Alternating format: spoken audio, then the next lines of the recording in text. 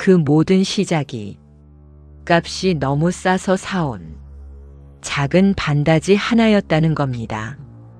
한양 남촌에 사는 매듭장이 개월은 손끝이 어찌나 야무진지 한 번 맺은 매듭은 풀어도 자국이 고와 양반과 마님들조차 그녀 손을 아꼈다 합니다. 하지만 손끝이 곱다고 팔자가 고운 건 아니지요. 개월은 10년이 넘도록 양반과 바느질방에서 품을 팔았습니다. 제 몸 하나 일으키려 한 게 아닙니다.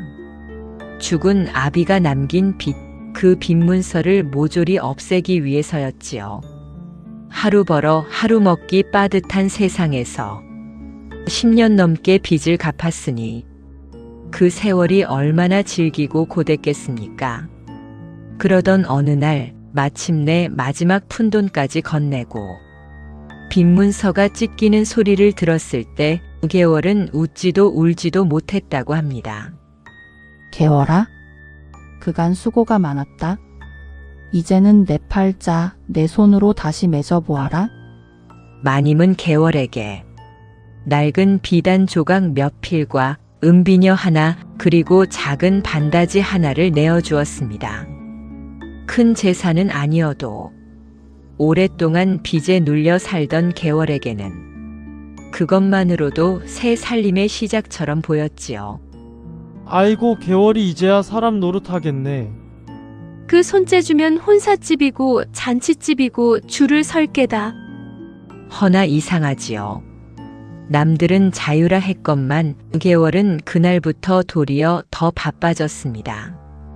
이웃집 혼사 준비에 예단 꾸러미 매듭을 손보고 잔치상 보자기를 여미고 색동끈을 맞추고 애 울음 그칠 새 없이 이 집 저 집을 불려다녔으니까요. 사람들은 그녀를 축하했지만 정작 개월 본인은 빚이 사라진 자리에 무엇을 두어야 할지 몰랐습니다. 10년을 빚에 기대어 살아온 사람은 막상 빚이 없어지면 그 빈자리가 더 서늘한 법이니까요. 그러던 어느 날 개월은 장안에서 망한 집안 물건을 떼어 판다는 중고상을 만나게 됩니다. 상인 좌판 한 켠에 혼수용으로 쓰였을 법한 작은 반다지 하나가 놓여 있었지요. 칠은 벗겨졌으나 짜임은 곱고 쇠장식은 낡았어도 모양은 단정했습니다. 무엇보다 값이 지나치게 쌌습니다. 이리 반듯한 물건을 이 값에 넘긴다고요? 망한 집안 물건이라오. 사연이야 많겠지. 허나 쓰는 데는 지장 없소. 그 말을 듣고도 개월은 그 반다지를 사들였습니다. 가난한 사람은 좋은 물건을 싼 값에 만났을 때 운이라 여기지 흉이라 여기기 어렵지요. 하지만 옆집 아주머니는 반다지가 안방에 들어오는 걸 보자마자 혀를 차며 이렇게 말했다 합니다. 개월아, 싼 것엔 사연이 붙는 법이다. 값이 싸면 누군가의 눈물값이 섞였을 수도 있는 게야. 그때 개월은 웃어넘겼지요. 설마 그 조그만 반다지 하나가 사람 살갗과 밤잠을 갉아먹는 흉물이 될 줄은 꿈에도 몰랐으니까요. 그런데 말입니다.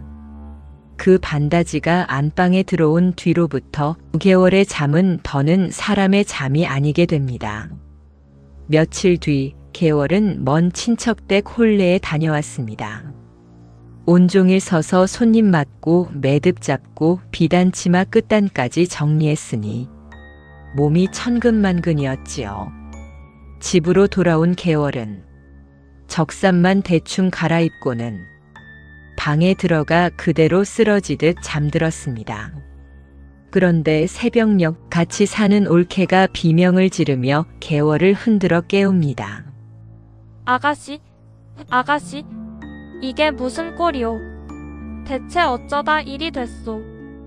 개월이 눈을 뜨고 보니 두 팔과 목덜미가 마치 짐승 발톱에 긁힌 듯 붉게 찢겨 있었습니다.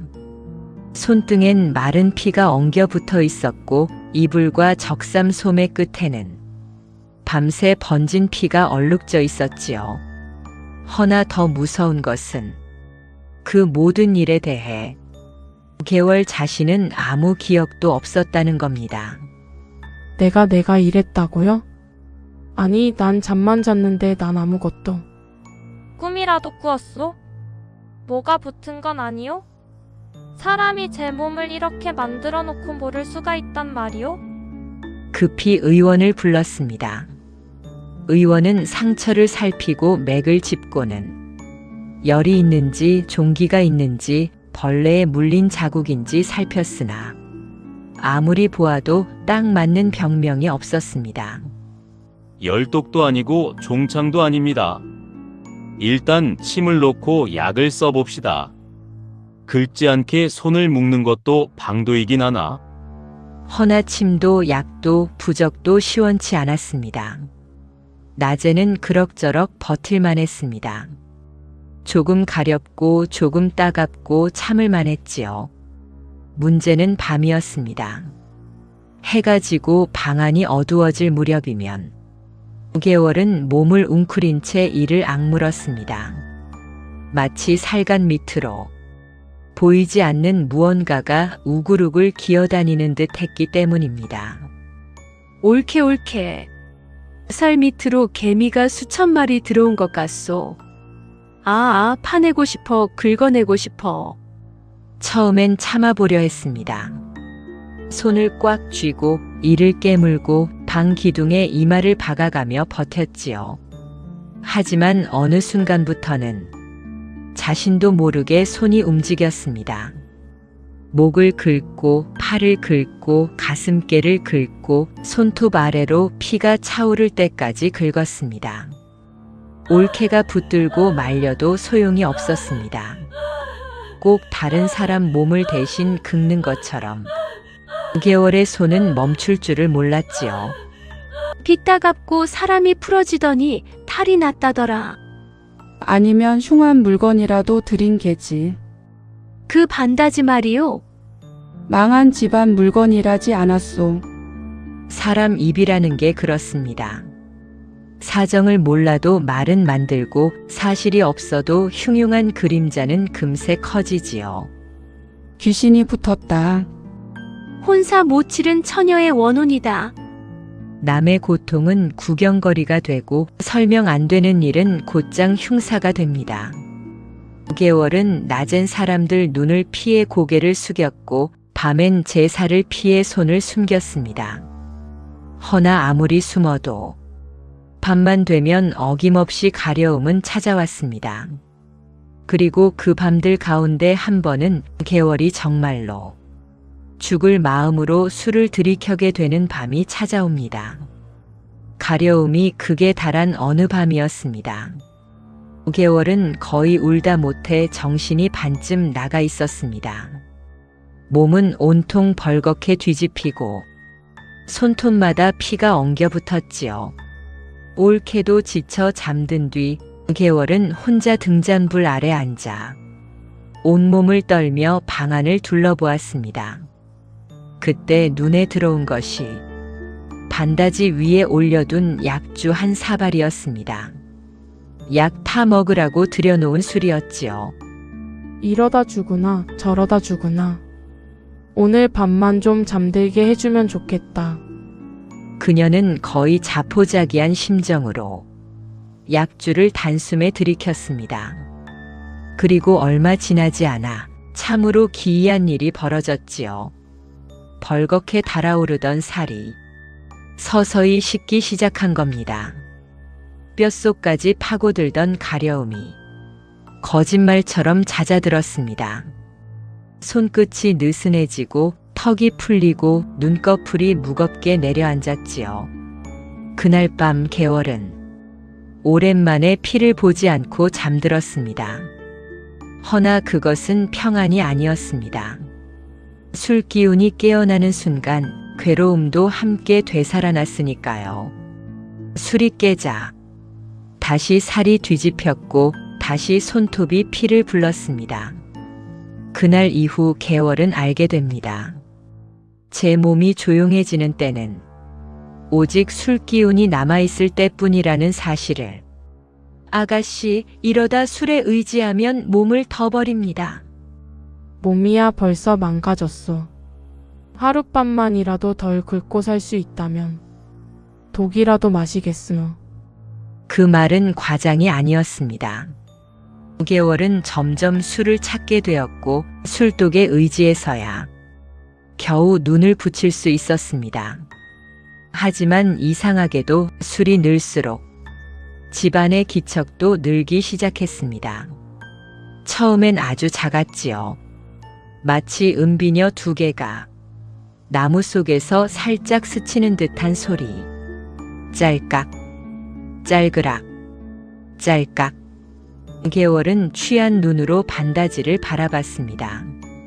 분명 닫아둔 채였고 방 안엔 자기밖에 없었습니다. 며칠 뒤엔 마루 끝에서 나무신을 질질 끄는 소리가 들렸습니다. 질질 쓱. 마치 누군가 홀레집으로 급히 가려다 마음이 꺾여 발을 끌고 가는 듯한 소리였습니다. 그리고 어느 새벽 우물가에서 길어온 물동이를 들여다보던 개월은 그 물 표면에 자기 얼굴 말고 낯선 여인의 그림자가 스쳐 지나가는 것을 봅니다. 쪽진 머리도 아니고 유부녀의 단정함도 아닌 혼례를 앞두고 치장을 덜 마친 처녀의 그림자. 5개월은 물동이를 놓쳐버렸고 차가운 물이 방바닥에 퍼졌습니다. 누구요? 누가 이 방에 있는 게요? 대답은 없었습니다. 대신 반다지 안에서 또 한 번 비녀 소리가 들렸습니다. 짤그락. 그 뒤로 개월은 사람을 피했습니다. 낮엔 문을 닫아 걸고 밤엔 술로 잠깐 숨을 돌렸지요. 동네 사람들도 더는 그녀를 가엾게만 보지 않았습니다. 이제는 두려워했습니다. 저 집 안방엔 처녀 귀신이 붙었다더라. 혼사 못 지른 한이 제일 무섭다잖소. 괜히 가까이 갔다가 흉 옮으면 어쩌려고. 사람이 고립되는 데는 병보다 소문이 더 빠릅니다. 개월은 그렇게 산 사람들 틈에서 먼저 밀려나고 있었습니다. 그리고 마침내 더는 버틸 길이 없어진 그녀는 한 사람을 찾아가게 됩니다. 서소문 박, 이름난 맹인 박수였지요. 한양 바깥 서소문 근처에는 사람들이 쉬쉬하며 찾는 박수가 있었다 합니다. 눈은 멀었으되 산자보다 죽은 자의 사정을 더 잘 듣는다는 이였지요.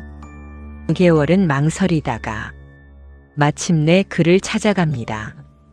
정갈이 싸들고 간 것은 문제의 그 반다지였습니다. 제발 좀 봐주시오. 병이면 병이라 해주시고 흉이면 흉이라 해주시오. 이러다간 정말 제 손으로 제 살을 다 뜯어낼 판이오. 맹인 박수는 말없이 손을 내밀어 반다지의 모서리를 한 번 쓸었습니다. 그러더니 마치 대인 사람처럼 휙 손을 떼며 낮게 중얼거렸지요. 이건 산 물건이 아니요. 예. 돈 주고 샀다 하여. 다 산 물건이 되는 게 아니요. 이건 물건만 드린 게 아니라 억울함까지 함께 들여온 게요. 박수는 반다지를 향해 얼굴을 기울인 채 오래도록 가만히 앉아 있었습니다. 그러다 마침내 깊은 한숨을 내쉬며 입을 열었지요. 이 반다지는 예전 평안감사 아래에서 일하던 아전 집안의 혼수였어. 집안이 몰락하는 와중에 혼례를 앞둔 딸 하나가 도둑 누명을 뒤집어 썼지. 그 집안은 살림이 기울고 집안 어른들은 서로 남 탓에 바빴으며 가장 쉬운 희생양은 아직 시집도 가지 못한 젊은 딸이었습니다. 없어진 폐물 하나, 사라진 비단 조각 하나, 그 모든 더러운 의심이 그 처녀에게 쏟아졌지요. 족두리를 쓰기도 전에 도둑년이란 소리를 먼저 들었소. 변명할 틈도 이름 씻을 길도 없이 그 처녀는 끝내 제 목숨을 끊었지. 세상에, 시집도 못 가고 혼례상도 못 받고 이름도 바로 세우지 못했으니 한이 물건에 스민 것이요. 박수의 말에 따르면 죽은 처녀는 끝내 제 혼수에서 떨어지지 못했다고 합니다. 반다지 속 비단 조각, 비녀, 자잘한 혼삭감들, 그 모든 것이 그 여인에겐 마지막 남은 생의 흔적이었던 것이지요. 그래서 제 물건을 거친 손마다 억울함이 달라붙었습니다. 특히 손끝으로 살림을 꾸리고 남의 혼사를 도우며 사는 개월 같은 여인에겐 더욱 깊이 달라붙었던 겁니다. 밤마다 들리던 비녀 소리, 마루에서 끌리던 신발 소리, 물동이에 비치던 낯선 그림자. 그것은 모두 혼례날을 끝내 맞지 못한 처녀가 제자리를 찾아 헤매던 자취였던 겁니다. 그럼 쫓아내면 됩니까? 부적을 붙이고 불에 태우고 강에 띄워보내면. 아니요. 억울한 너끈 쫓는다고 물러가지 않소. 한이 생긴 까닭을 바로잡지 않으면 또 다른 사람 몸에 붙을 뿐이요. 그리고 박수는 개월이 진짜 해야 할 일을 일러줍니다. 그 처녀의 이름을 찾아내시오. 누명 벗길 길은 없더라도 적어도 이름만은 바로 불러줘야 하오. 제 물건을 제 주인에게 돌려보내고 이승에서 못 받은 예를 갖춰보내야 그 넋도 길을 찾을 것이요. 개월은 그 말을 듣고 손끝이 차갑게 식는 걸 느꼈습니다. 귀신보다 무서운 건 이름조차 남기지 못한 억울함이었습니다. 그리고 그녀는 알게 되었지요. 자기 몸을 파먹던 것이 단순한 흉사가 아니라 세상이 한 사람에게 씌운 누명과 침묵이었다는 것을. 겁이 없는 사람이 어디 있겠습니까? 개월도 무서웠습니다. 밤마다 제사를 긁어 피를 보던 사람이니 귀신보다 먼저 자기 손이 두려웠을지도 모르지요. 하지만 그녀는 물러서지 않았습니다. 관아 근처를 수소문하고 망한 집안의 옛 사정을 아는 늙은 서리를 찾아다니고 누렇게 바랜 장부를 뒤져 마침내 그 처녀의 이름과 사연을 찾아냅니다. 이름 한 줄 찾는 일이 세상에서 가장 어렵다는 걸 그때 개월은 알았을 겁니다. 살아있을 땐 사람이었으되 죽고 나면 장부 한 켠 얼룩처럼 남는 게 가난한 집 딸의 이름이었으니까요. 그날 저녁 개월은 올케와 함께 방을 정갈히 쓸었습니다. 반다지 안에 들어있던 비단 조각들을 고이 싸고 작은 상 하나를 내어 물 한 사발과 흰밥을 올렸습니다. 화려한 제물도 큰 구판도 아니었습니다. 다만 사람 대 사람으로 최소한의 예를 차린 자리였지요. 아가씨 정말 이걸 해야겠소? 해야 하오. 누군가는 이 이름을 불러줘야 하오. 개월은 떨리는 손으로 처녀의 이름을 적은 종이를 펼쳤습니다. 그리고 반다지 앞에 무릎을 꿇고 조용히 입을 열었습니다. 소녀가 모르고 손댔습니다. 당신 것이 무엇인지도 모르고 드렸습니다. 원통함을 제가 다 알진 못하나 이제라도 이름을 부르니 노여움을 거두소서. 한을 풀고 제 길로 드소서. 그 말에는 구판의 요란함도 없고 무당의 신령한 기세도 없었습니다. 허나 진심이 있었지요. 억울한 넋을 무서워하기보다 억울한 사람을 먼저 헤아린 진심 말입니다.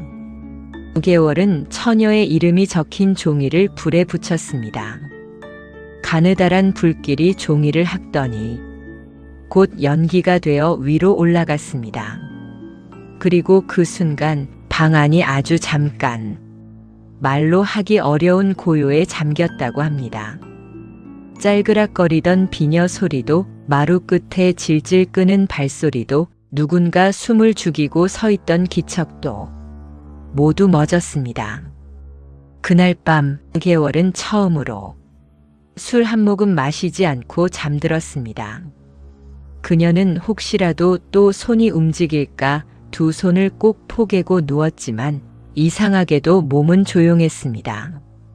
살간 밑을 헤집던 개미떼 같은 감각도 피가 오를 듯한 미친 가려움도 찾아오지 않았지요.